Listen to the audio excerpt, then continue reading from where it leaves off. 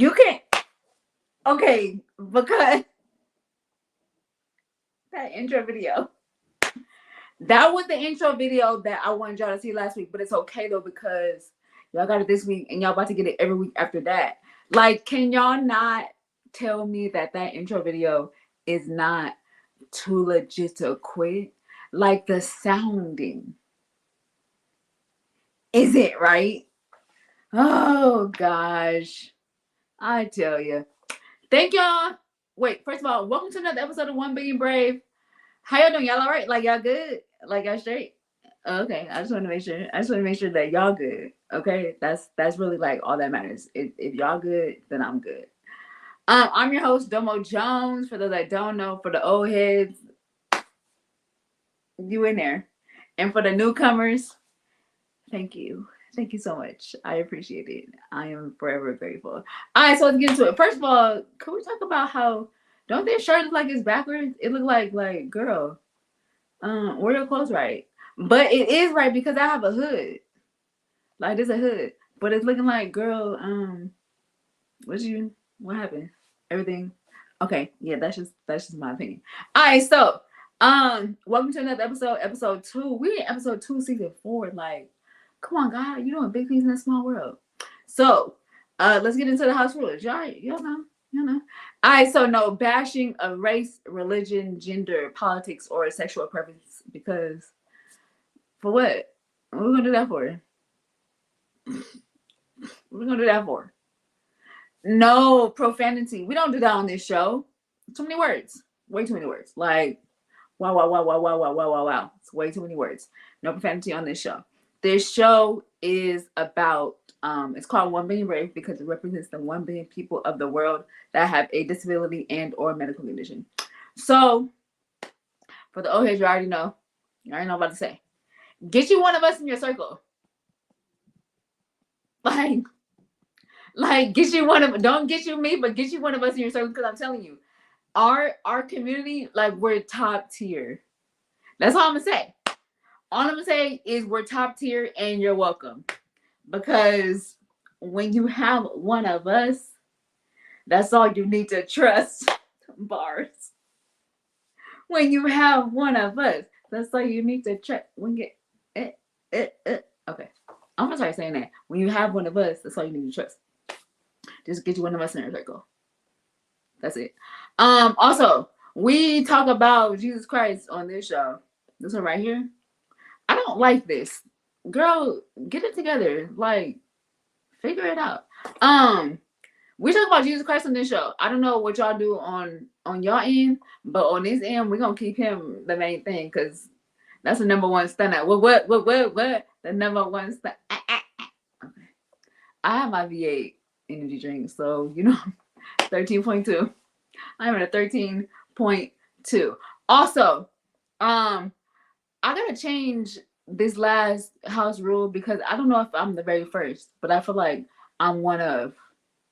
We won't say I'm one of. I'm one of the very first. Dang, I need to reword it. I am one of a very few. Come on, few and far and in between. I am one of the very few people in the podcast slash live stream slash show world. Girl, act like you could talk, okay? Because we're not about to do that again. That has a show that has guests with disability featured with a hostess that has a disability. You don't far and in between. You don't find too many people like that. But here's the thing. With that being said, Lady O, Tyler Perry, who else? And Ava DuVernay. I got her name right this time. Because last week, I butchered it, but we're not about to, no, get it together. If you want to meet her, know her name. If you want to meet her, know her name. So that's that. I'm coming to all 3 of you guys' houses. Lady O, you already know we got to be inside because it's too cold. And I got allergies. So we could be in the house, in the kitchen, on the couch. It don't even matter. We're going to talk about it real quick, chop it up. Then I'm going to go around the corner, Tyler Perry's house. We can go to your house. We can go to your studio. We can go to to your train station. It doesn't even matter at this point. We gotta talk. And then I'm hop around a corner up the street real quick, 2 blocks to the left to Ava DuVernay's house. I'm just glad I said it right. God, you're good. To Ava DuVernay's house, and we're gonna chop that real quick. You probably gonna go to Lockfiller so we can get our locks done. And then we just gonna be like, we got something to talk about. It just is what it is. That's it. Okay. All right, so let's get into real quick. Let's get into the life of Domo, because I gotta tell you this story.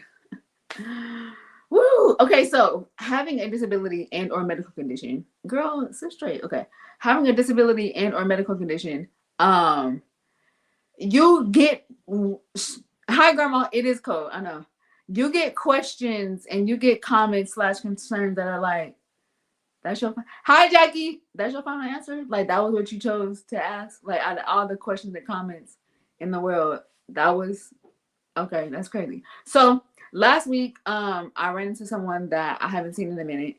Granted, I haven't seen them since I was 15. I'm 35. So looks, times change, right? Back then, I didn't have a walker. Back then, I didn't have medical accessories. I didn't have none of that. So, okay, cool. So after the situation was over, ran into each other, talked, hey, boom, how you doing? Boom, boom, right?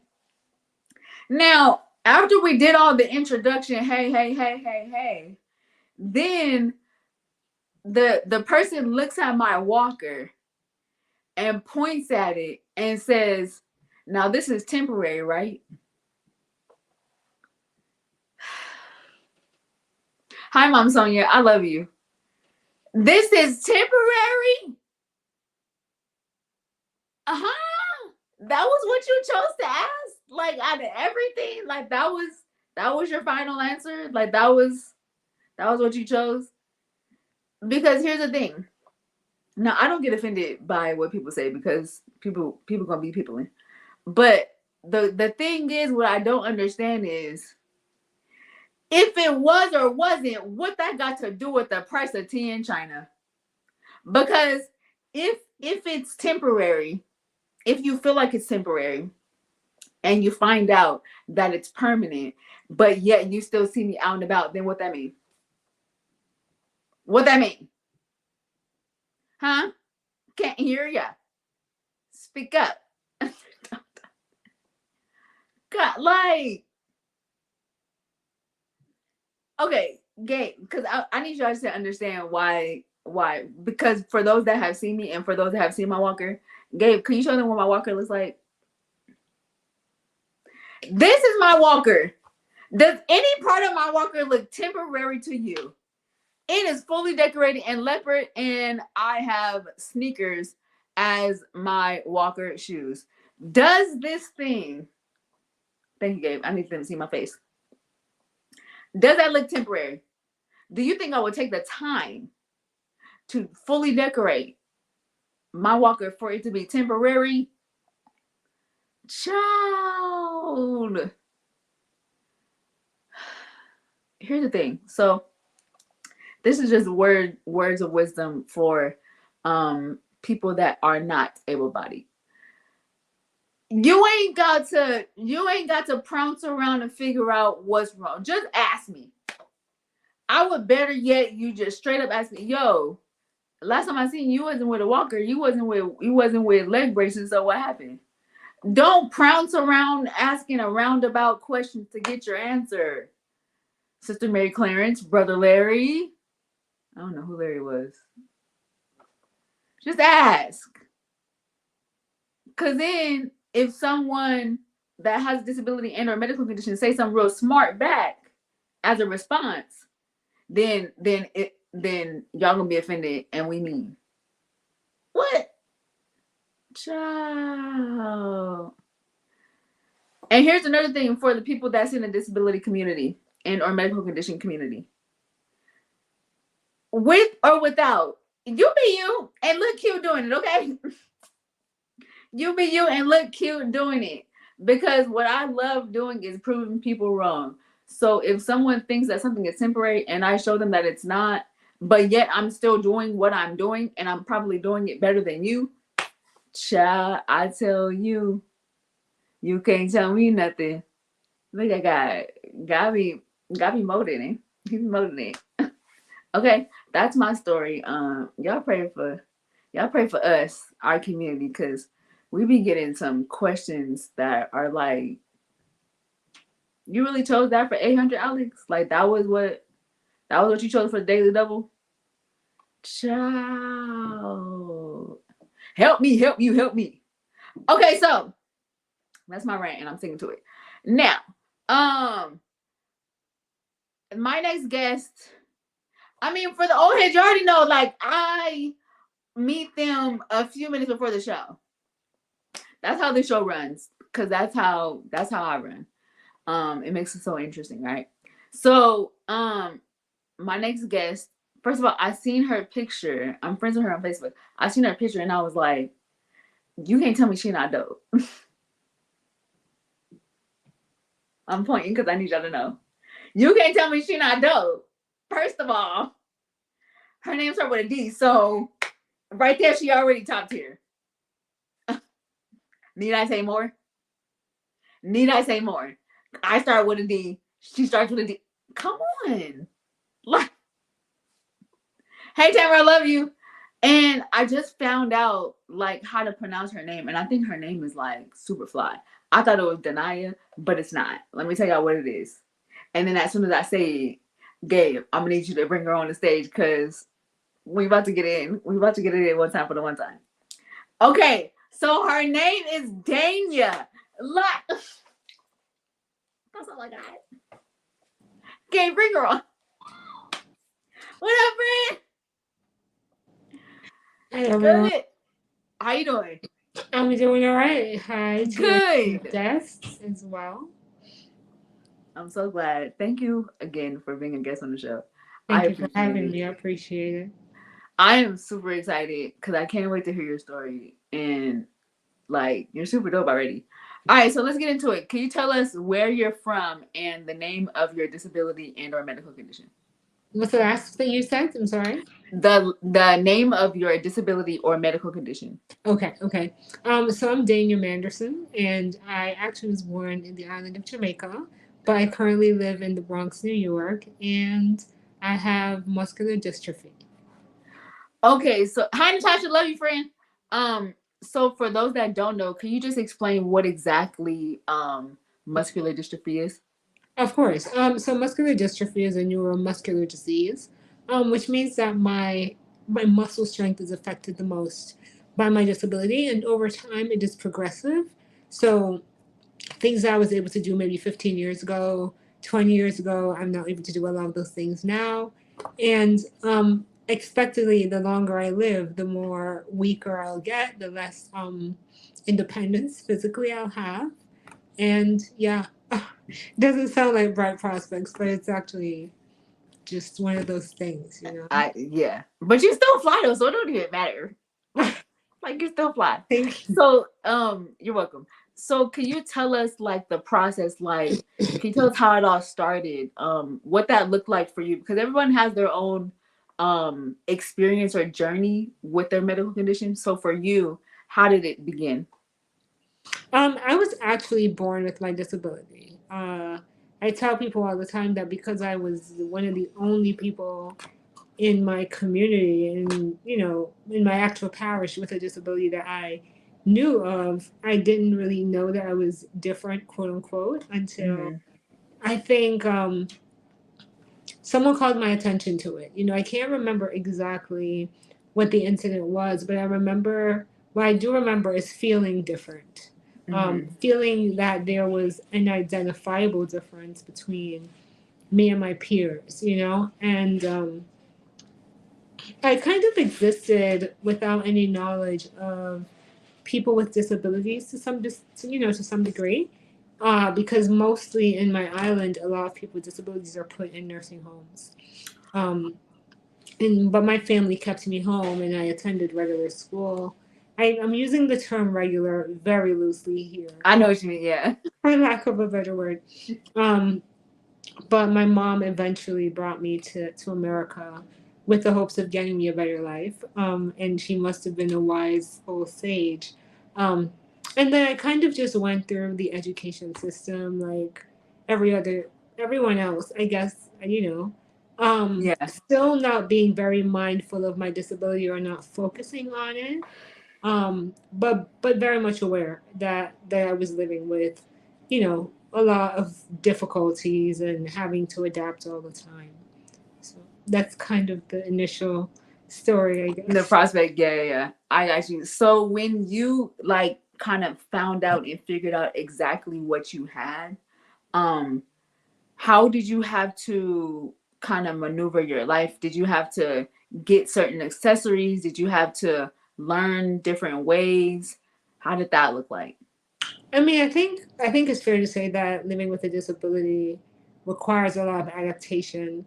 Mm-hmm. You're constantly having to like adjust or find a way to do things that come naturally or easily to other people. Right, Um, I started out with a manual wheelchair, because in Jamaica that's kind of what you have. right. And then I came here, and I think by the time I was 16, I had a motorized wheelchair. So of course that opened up like the world to me. Um, and there aren't really many, I guess, equipment that I rely on. I've been blessed to not need a lot of equipment, at least not yet. But my wheelchair is definitely one of those things that I need. Mm-hmm. And I do need like a bath chair, right? Because I'm not going to stand up in the shower. So Right. a lot of maybe the things that I have to adapt to are like for a daily living. Mm-hmm. Um, but apart from that, I think everything else is pretty okay. Yeah, yeah. I rely a lot on technology. Technology is like my saving grace. Okay. You probably never find me without my phone. Yeah, Um, I do a lot of like my word processing from my phone. I do a lot of my social media from my phone. So I have a yeah. computer because, but yeah, I think that's my biggest adaptive tool, my wheelchair and my phone. And your phone. I Yeah. listen, because technology, especially now, because technology is getting more wiser and it's getting more like in our face. So we're gonna be using it forever. You might as well just go and catch on with the train.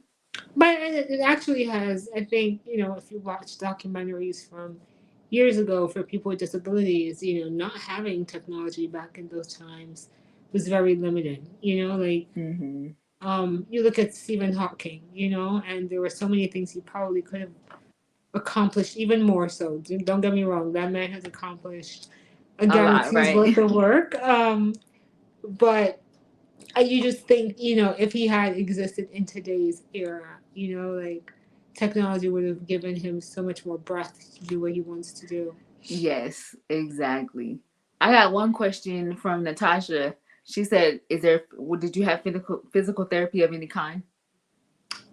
Well, in Jamaica, my mom did have me in therapy for a short stint. Um, when I came to America, I tried to do therapy, but what I found was that therapy was really geared to people who had injuries and not necessarily people with neuromuscular diseases. And so sometimes the activities that they were asking me to do wasn't really something I could do anyway, because it's not like I was recovering from like a back injury or like a neck injury or whatever. I live with weak muscles, so I found that therapy wasn't being tailored to meet me, and Mm-hmm. I also worked full time as a teacher for 20 years, so I didn't always have the time to go to therapy. And I That's, was yeah, raising because and I was we're raising a definitely, child. Yeah, I was raising a child and working full time. And I must say, now that I've recently retired, the first thing I want to do is to like do those things. okay. That's it. Not very lofty goals, but Right, right, right. But y'all understand why. Okay, yeah, I definitely wanted to get into. I did notice that you were a teacher, and I wanted to get into that for sure because it's not. It's very rare that you find someone that has a disability, such as yours or anyone, that has been able to say they have retired from teaching. Like, what? That's crazy. Okay, so how did you get into teaching? how did I get into teaching? I think you should ask teaching how it got into me, because Come I on. kind of grew up with the love or passion for teaching. I've always wanted to be a teacher, and when I got to college, I started as accounting because I just was thinking of money.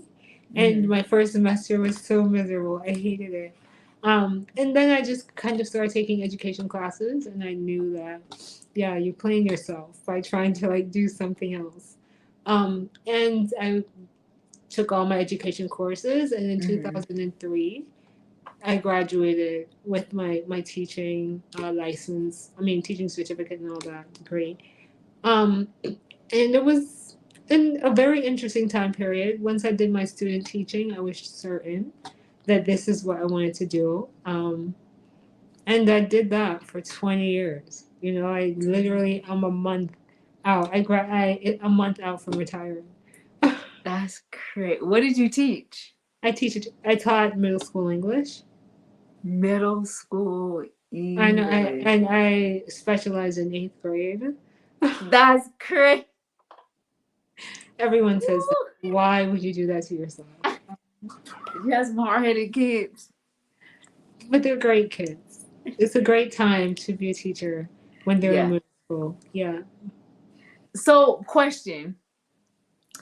Um, because you were a teacher and the typical teacher has is able to like walk and move around, blah blah that stuff. So for you, going into the world of teaching and having students that may not understand what you deal with, was that a hard thing to for them to adjust?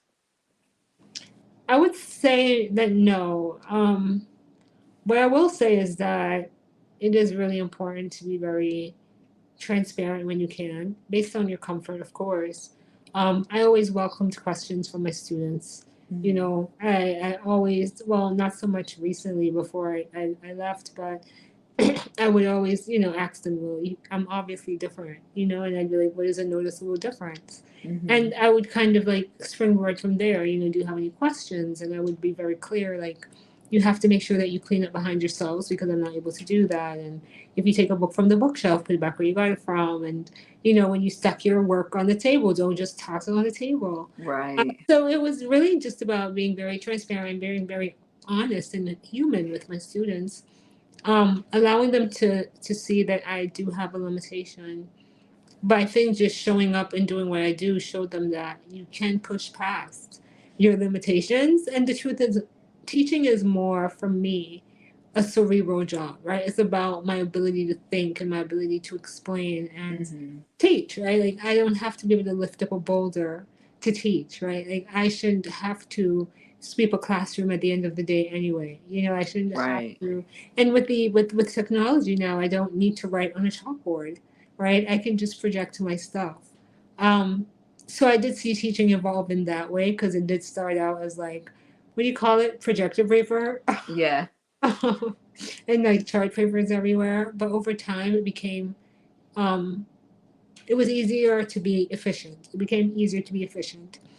Um, and I found that teaching was more about being able to motivate children to want to learn, right? Because Mm-hmm. I might not have the answer, but if I can motivate you to find the answer and to take those steps and the agency to help yourself, then that's very helpful for a young child.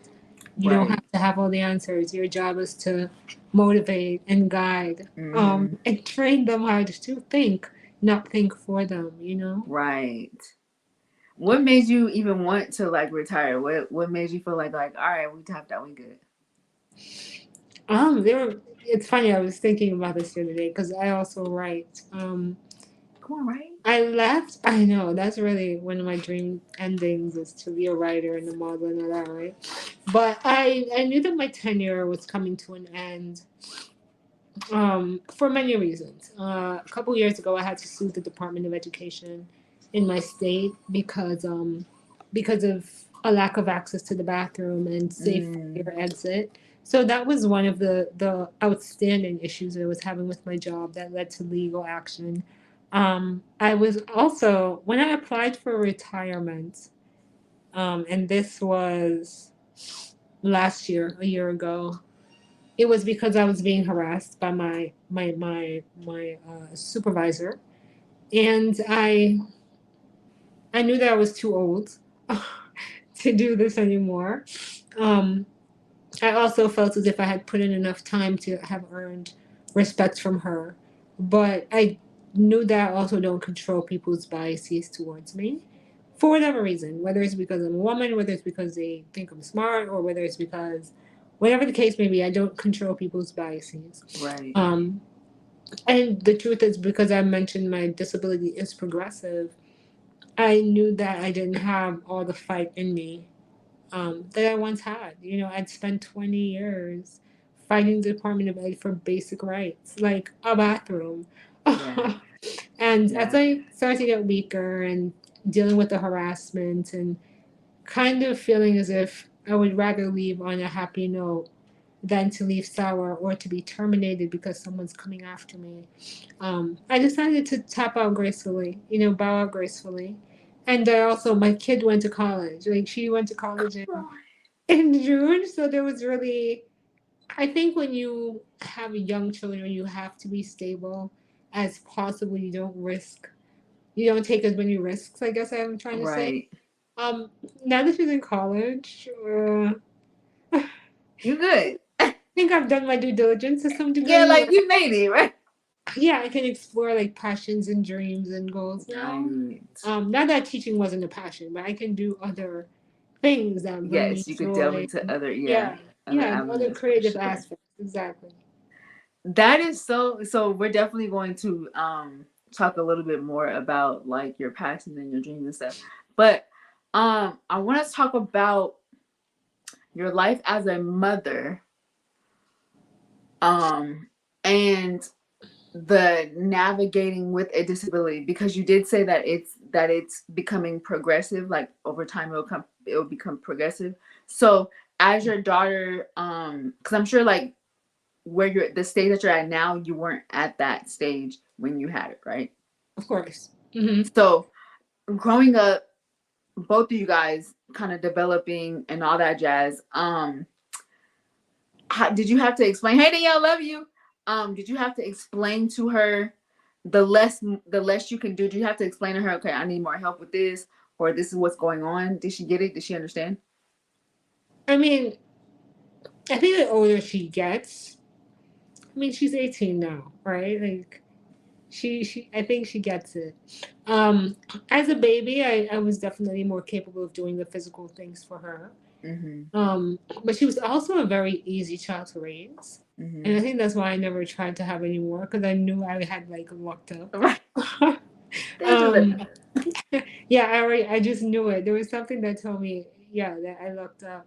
And over she was a really easy baby to raise, you know, like even if I had to like take her outside with me, she wasn't one of those kids who ran out into the streets or anything like that. Um, and she was always independent, right? I think maybe that Mm-hmm. was a consequence of not having a mom who can do everything for you, but also just some children are just independent. So it's kind of Mm-hmm. hard to draw the line to know what exactly it is. Once she became school age, it was really simple because I Right. was I was at work while she was in school, and I'd be home by the time she got home, or we'd be coming home Perfect. pretty much on the heels of each other. So that kind of made it easier because I'm not paying for childcare, which most people with disabilities, we don't have just money lying around, right? So I had her in school pretty early, a little bit before she turned 3. Mm-hmm. Um, and then we kind of just grew up together.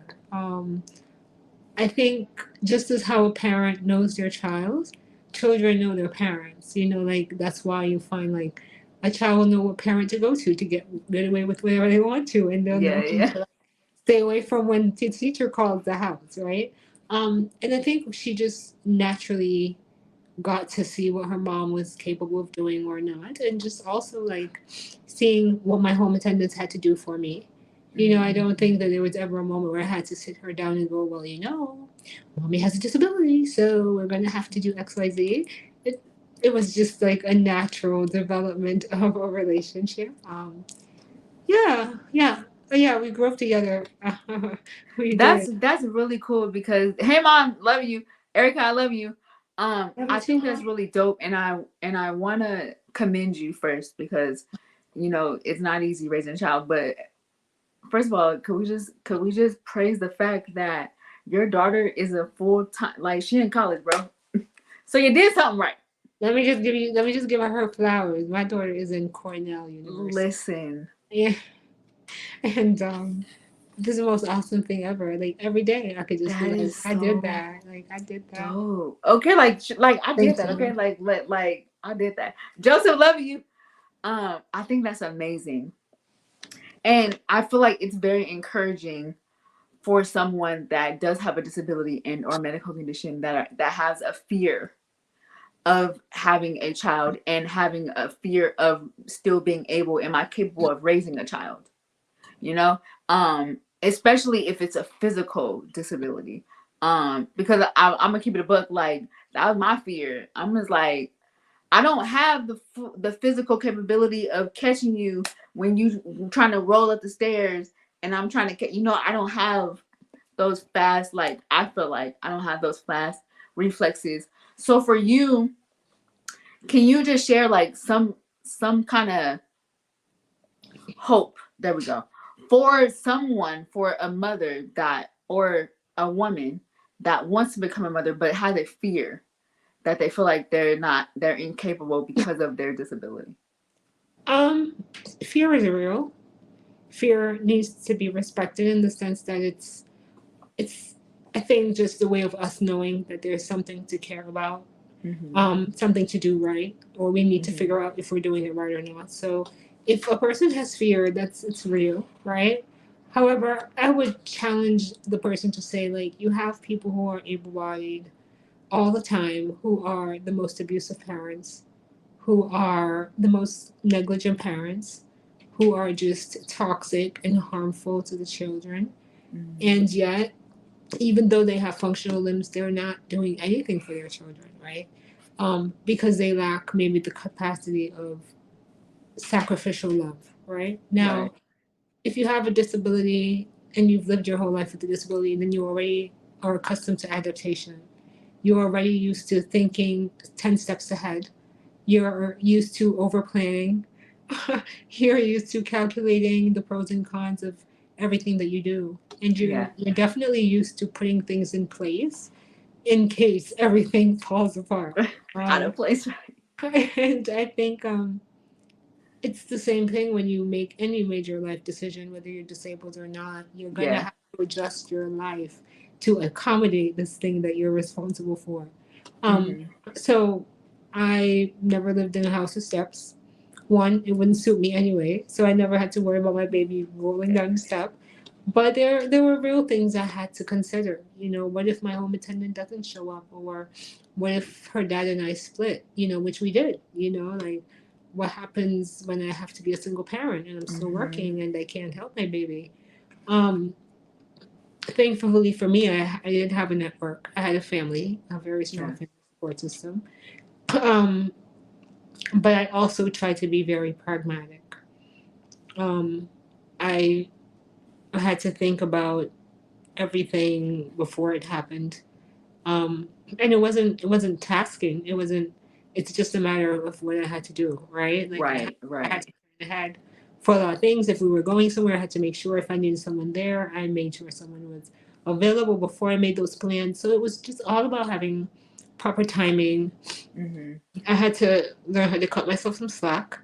Um, Yes. Show because it's grace. really easy to beat yourself up when you're looking at what you can't do versus what Yeah. you are doing. Um, but I will say having a child was the single most important thing I've done, because I think everything else came as a result of that commitment. Because with the commitment of being her mom, I committed to hustling. I committed to being a good person. I committed to like sowing good seeds. I committed Yeah. to like, and it's funny. I was thinking like having a relationship with God helped me to be a much better parent. Mhm. Mhm. And being a parent helped me to have a much better relationship with God. Like, It's a twofold. It's a given.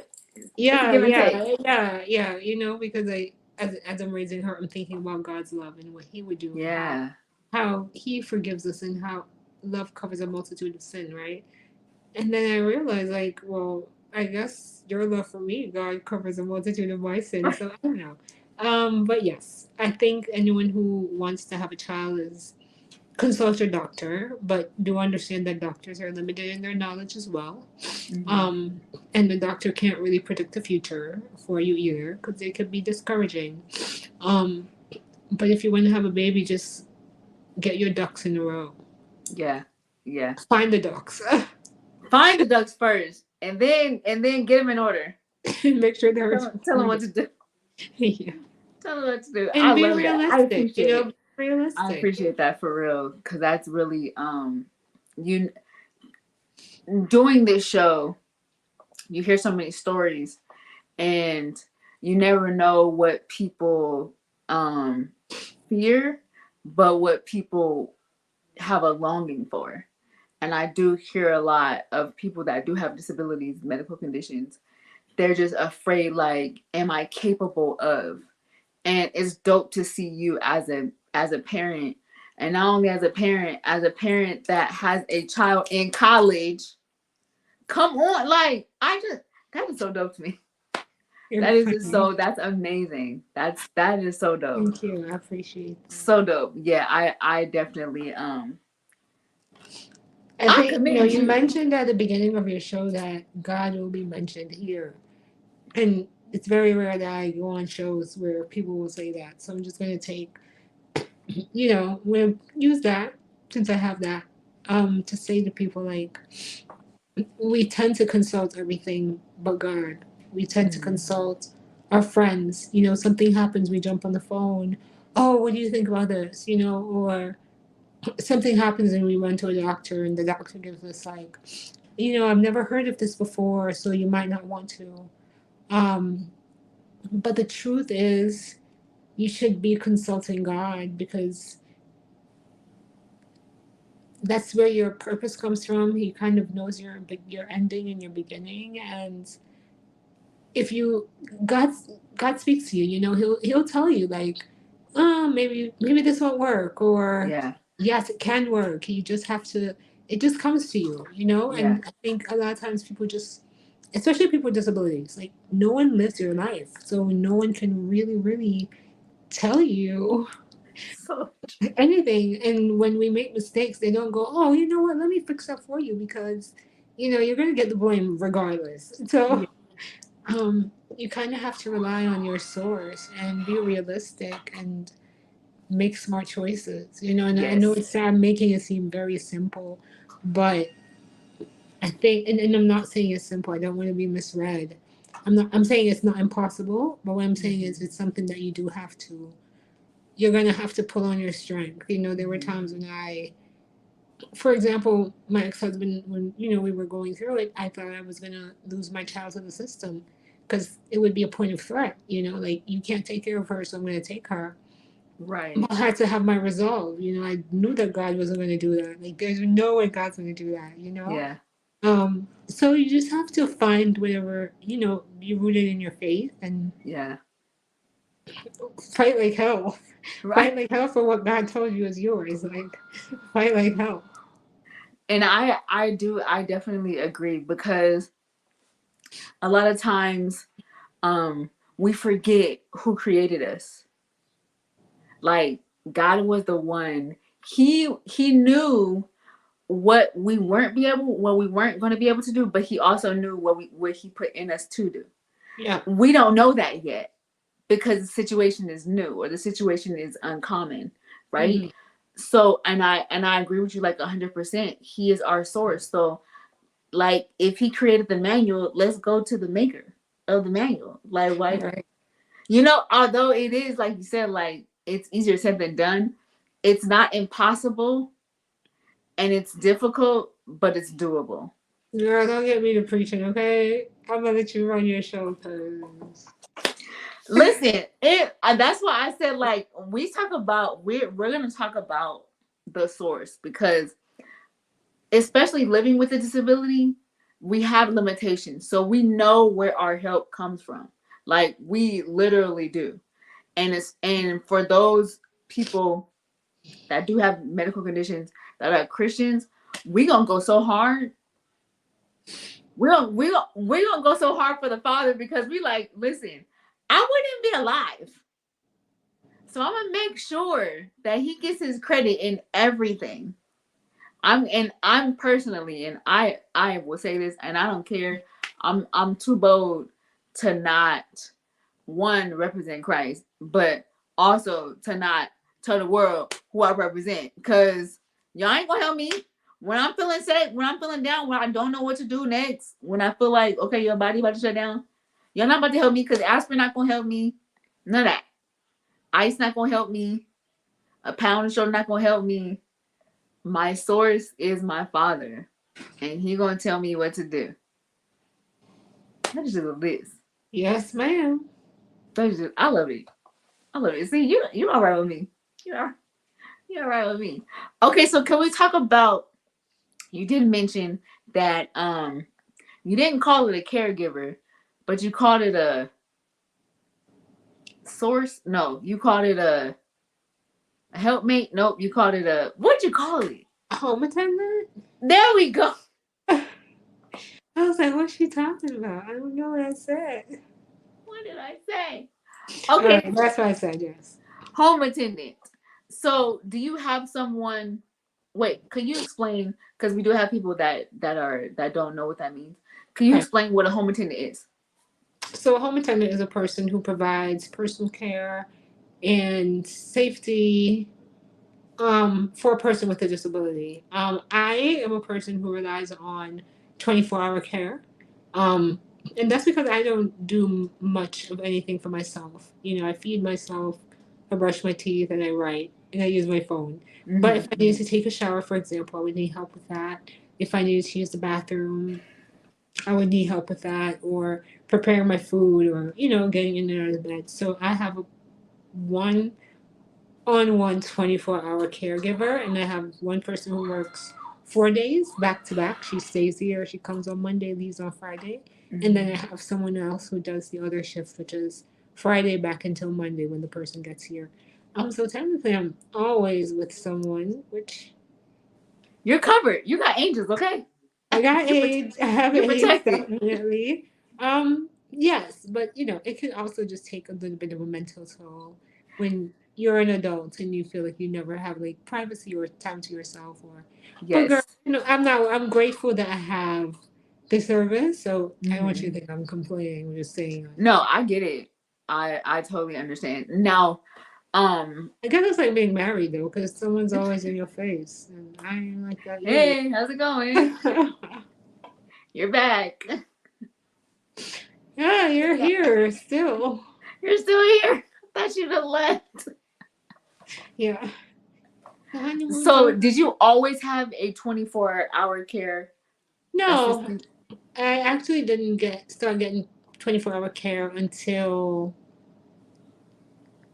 um after I left college, because then I actually lived on my own. I guess in Okay. college it's kind of weird because I know you're in classes all day, and Yeah.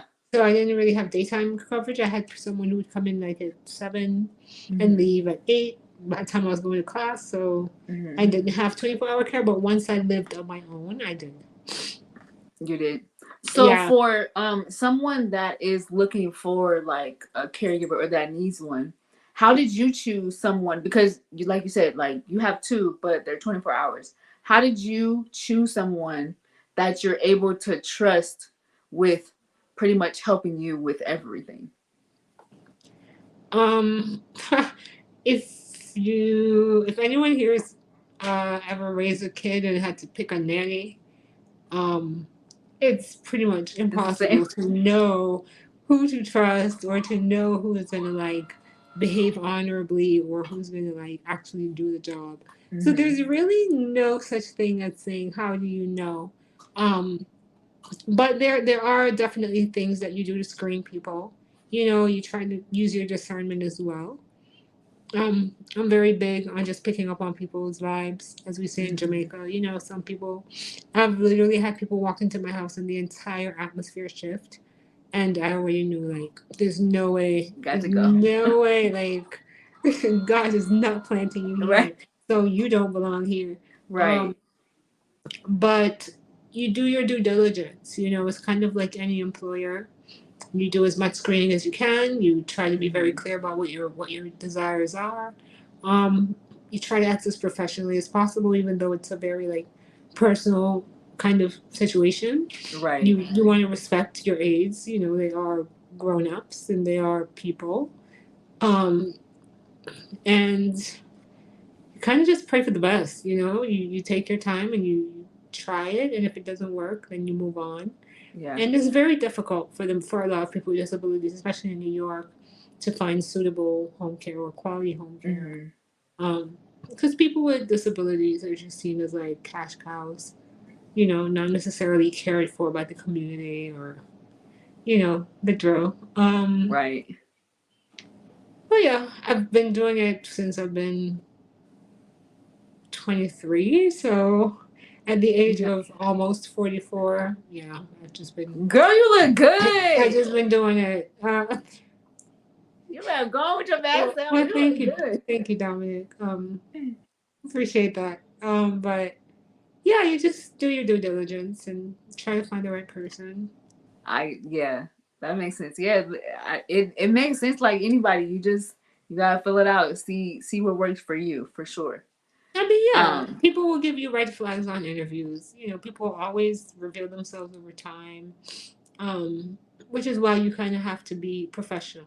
That way, Hmm. you're not creating a situation where people start to take advantage. You know, you try to be like a real job. Yeah.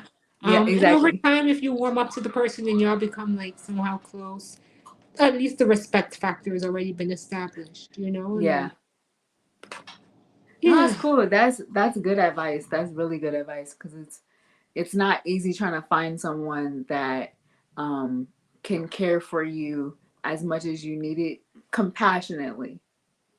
Listen, it's just like finding a boyfriend, Domo. Like, You gotta sit through. You gotta sit through. you go here, the earth, the moon, and the stars. Right. And then you're just going to have to figure out, is this really You the got earth to and the stars? Or is this just like the pit of hell? You know, it's what it is. you It's just gotta figure it out. You making gotta weed choices, through yeah. it. I love it. Okay, so real quick, I definitely want to get into your passions, your interests. So now that you've retired from teaching, you done that life. Now we going to the next of what you're really into. So you did mention writing. Now writing in poetry, writing books, right? Like what's your writing? What's your writing? All right. So, all right. So now I have to talk about my writing life. What do I write? So the thing about being an English teacher is that I write a lot of different genres because I've taught a lot of different genres. And you know, I'm one of those teachers who if I give the kids an assignment, then I do it first to kind Mm-hmm. of gauge the Yeah. difficulty levels. But the projects that I'm working on right now, let me scale it back, right? I have a children's book that's disability related that I'm going to shop around. I've been trying to kind of get an illustrator and stuff. So there is that, and it's about a young girl with a disability and you know overcoming obstacles. Um, I do write poetry, so that's another piece I'm going to be putting out soon as an anthology of poems. And I'm working as we speak on my memoir because I keep getting requests for it. So part of me is like, your life isn't over. You don't have any gems to share yet. Stop acting like a wise old sage. Like I go through this like complex of feeling like why are you even doing this? Like you're not ready to write a memoir, but I'm already 2.5 chapters in because I just Come retired. on. So that's what I want to do as far as writing goes. And I have been published in a couple of newspapers. So I love it. I just like to write. You can tell I like to talk, right? So, Well, that's the English teacher in you. But your Half the voice is team. so like soothing. It makes you want to listen. From your mouth to God's ears, girl, because that's good. I'm glad. This is soothing and not annoying. Definitely not annoying. I think that's super dope. I'm very much going to encourage you in finishing and continuing writing because I'm an author too. So I'm a writer, but I don't know if I'm a writer to your capacity, but I'm a writer, so I get it. You got Just words. That's it makes it. sense. I feel like it kind of makes sense, but it really doesn't. But it kind of makes sense. But I do understand the memoir part, like doing it, not doing it. Should I? What am I doing? I get that because it took me 8 years to write mine because I just felt like I ain't got nothing to talk about. What are we talking about? I I'm really still don't. living, right? Yeah, I'm still living. Right, like y'all. I feel like you already know. Y'all see me, right? Okay, so what we talking about? Yeah, so I get that, but I definitely do encourage because I'll read it. I'll read your story, even though I'm still talking to you. I'll still read it because I just feel like your story is amazing. But yeah, I'm really excited that you're getting into writing because that is another passion, and I feel like it's just kind of like what you do. It Yeah. looks easy for you. It looks good on you. It's one of those things where I might be good at it, but I'm very all over the place because I'm writing about politics here, and I'm writing about the school system here, and I'm writing about parenting here, and I'm just What are writing you a lot. doing? Yeah, like But here's the crazy thing. That's everybody when they first started writing. Because that was definitely me when I first started writing. I didn't know what I wrote so many different things. I wanted to do like 19 different things. mm-hmm, But the more you do it, the more you'll start like figuring out your niche, your like your niche. target. Yeah, yeah, you're starting. But that you're not too far off. I That's don't really want to everybody. have a niche though. I don't know if that sounds weird, but I don't You want to don't have have a to. niche. Yeah, I don't want to have like, oh, she's a kids writer, a children's book writer. No, I just want to say I write it out. Write it out. That's it. I just write. I So just write. you Yeah. figured out which section of writing What you want to you want to read. read, right? Right. Right. Yo, thank you so much for being a guest on my show. I do appreciate it so much. I don't take it lightly. Thank you for even responding to a stranger because we friends now, so we locked in for life. Um, your story is like amazing, and I appreciate you being vulnerable enough and just open enough for just sharing it because it's not easy like at all. For sure, for sure. I definitely appreciate it. Gabe, you're in New York. What time is it out there? Is it almost 11? It's almost 11 here. Okay, so we gonna cut it because y'all ain't gonna be having y'all ain't gonna be telling your friends and your family. Girl, she kept me on until 12 o'clock at night. Like, what are we talking about? Why are we still talking? But I Yeah, it's funny definitely because I took it for 7 o'clock and that's our Pacific time. I was like, oh my God. I everybody did does. not sign up for a 10 o'clock interview. Like, and I got it a while early because I thought it was 7 o'clock. So I was up at 7, like, oh, I mean, it's like 10, like, okay, Yeah. start getting the You when interview, you then hit me to up with like I see you, so I'm like, I don't think she knows that. I didn't. But I figured it out after. But I appreciate it. I definitely appreciate it. I don't take it lightly at all. Gabe's gonna put you in the back. We about to end the show. And you're dope. You're dope. Keep doing what you're doing. Thank you so much for being a gracious host. I really appreciate You it. are And so thank you to your welcome. guests. They were so sweet. See, I love my guests. Y'all guess all right with me. All right, Gabe, put her in the back so we can end because she ain't about to y'all ain't about to talk about me.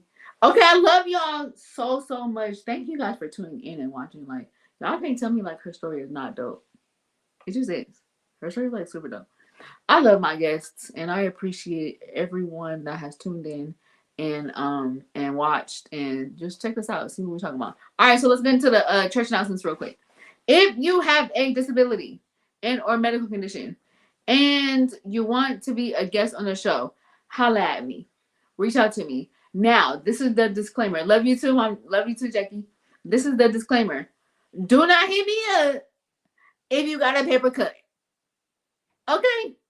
Because what we gonna talk about if you stub your toe on the side of the bed and now your big toe is throbbing, put some ice on it, slap on a sock and some shoe. Wear some shoes next time.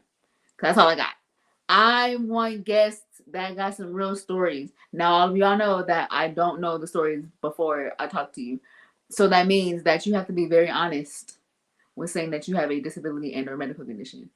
And if you don't, take it to the Lord in prayer because this is how I fight my battles. Yes. All right. So next church announcement. Next Tuesday, we are live and in living color. Thank you, Mom. Love you. Next Tuesday, we are live and in living color. Same time, same place.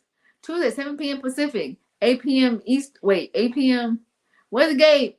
7 p.m. Pacific, 8 p.m. Mountain Time, 9 p.m. Central Standard, and 10 p.m. Eastern. We in there like somewhere, bro.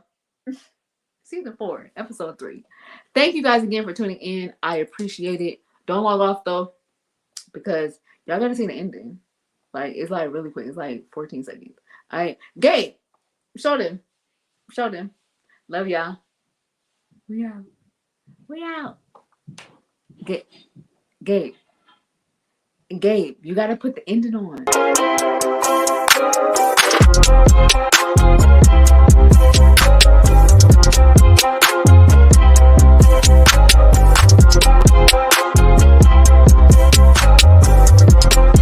I love y'all.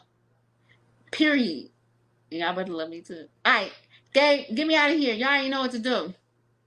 Until next time. Love you.